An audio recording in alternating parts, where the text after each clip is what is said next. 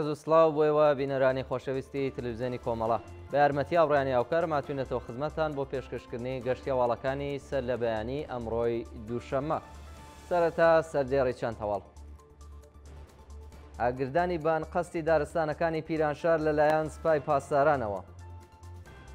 کۆبوونەوەی ناڕەزایەتی خانە نشینکراوانی تامینی اجتماعی لە کوردستان و ئێران. ناڕەزایەتی کرێکارانی شرکەتی نەوت و گازی ئاغاجەری لە خارک. گیاندەدەستانی بەندکراوێک لە زیندانی قەرچەکی وەرامین و لە سێدارەدانی نۆ بەندکراو لە زیندانەکانی ڕژیمدا.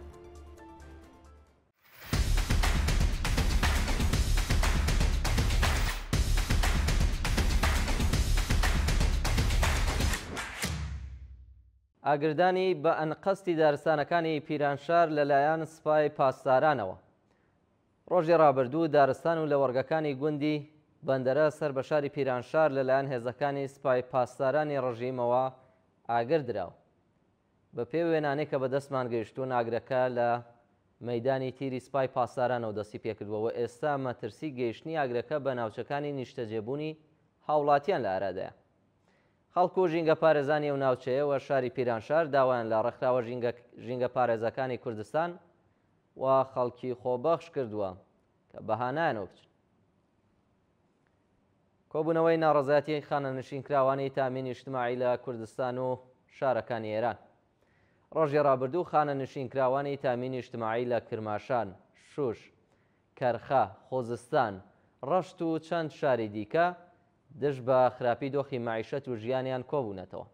بەشداربوانی کۆبوونەوەکان بە وتنەوەی دروست مۆڵکردنی پلاکار دژ بە کەمبوونی هەڵدەست و بایەخنەدانی ڕژیمی ئیسلامی بە خانە نشینکراوانی تامینی اجتماعی ناڕەزایەتیان دەربڕیوە و خوازیاری بەرزکردنەوەی ئاستی هەڵدەست بە پێی ڕێژەی لاوسان، دابینکردنی بیمەی دەرمانی کارامە، پێدانی هەڵدەست و مەزایە دواخراوەکانیان و هەروەها و دیهاتنی بەڵێنەکانی بەرپرسان بوون. ناڕەزایەتی کرێکارانی شرکەتی نەوت و گازی ئاغاجەری لە خارک. ڕۆژی یەکشەممە ڕێکەوتی سی خەرمانان 1404 تاوی کۆمەڵێک لە کرێکارانی شرکەتی نەوت و گازی ئاغاجەری دشت بە نەبوونی ئیمەنی شوێنی کار و ئیمکاناتی ڕەفاهی کۆبوونەوە. کرێکارانی ناڕازی ئاماژەیان بەوە کردووە کە بەهۆی نەبوونی ئیمکاناتی ڕەفاهی و ئەمنیەتی شوێنی کاری کرێکاران لە ساڵانی ڕابردوودا ژمارەیەکی زۆر لە کرێکارانی ئەو شرکەتە تووشی ڕووداوی کار بوون ویان گیانیان لەدەستداوە و بە سەختی بریندار بوون. لە بەردەوامی کۆبوونەوەکەدا ناڕازیان خوازیاری بەرزکردنەوەی ئاستی هەڵدەست بە پێی ڕێژەی هەڵاوسان، دابینکردنی بیمەی دەرمانی کارامە، بەکردەوە دەراتنی یاسای 15 ڕۆژ کار 15 ڕۆژ پشودان، دابینکردنی ئیمەنی شوێنی کار، ئیمکاناتی ڕەفاهی، بیمەی دەرمانی کارامە و هەروەها ئەمنیەتی پیشەیی و وەرگرتنی هێزی کاری نوێ بوون. ناڕەزایەتی خەڵکی شاری ئیرانشار دەشت بە نەبوونی ئیمکاناتی دەرمانی لە نەخۆشخانەکانی ئەو شارە.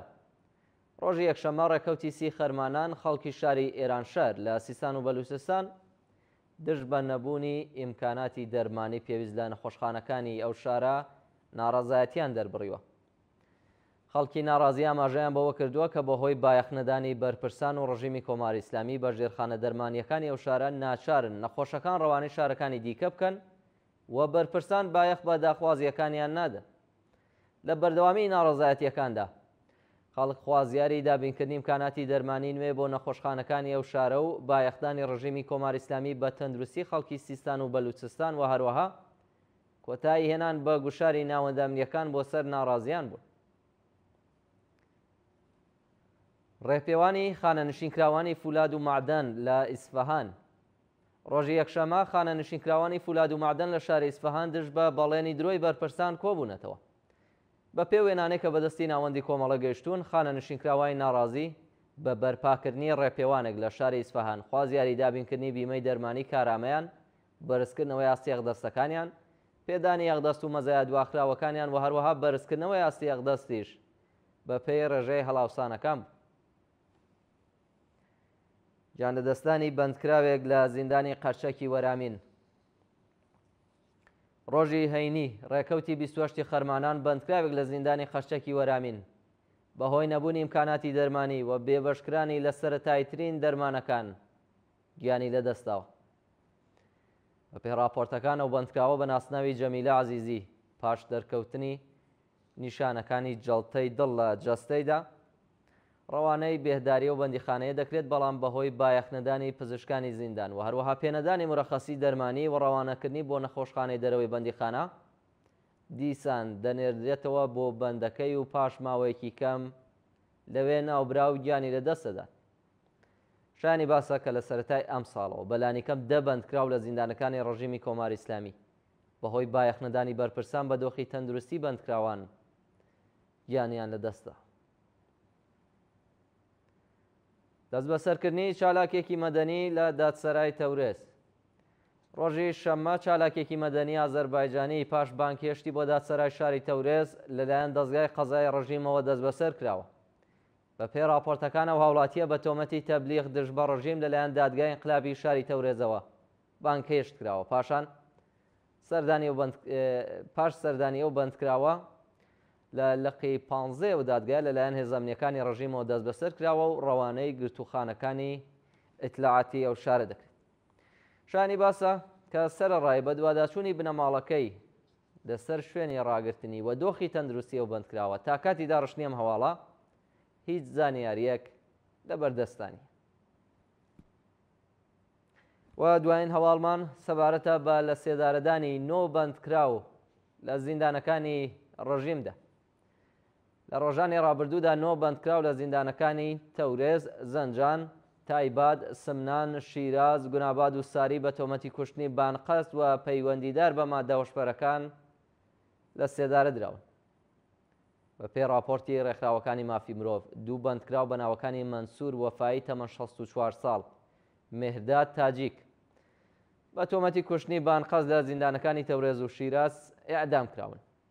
هاوکاتیش 7 بەندکراوی دیکە بە ناوەکانی ئەمیر میرابادی تەمەن 42 ساڵ، غەفور بێهبودی تەمەن 37 ساڵ، عەبدولسەلام